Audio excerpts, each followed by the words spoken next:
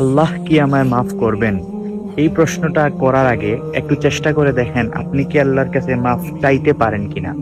আপনি যদি আল্লাহর কাছে মাফ চাইতে পারেন, আল্লাহ এমন সত্তা যিনি আপনাকে অবশ্যই ক্ষমা করবেন।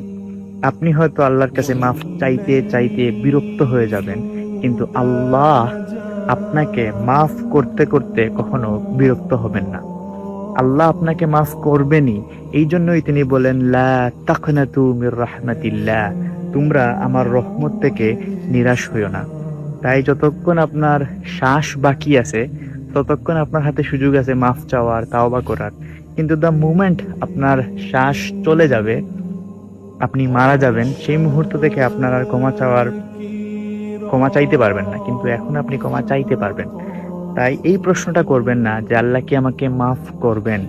আপনি চেষ্টা করে দেখেন আপনি কি আল্লাহর কাছে মাফ চাইতে পারেন কিনা। আপনি যদি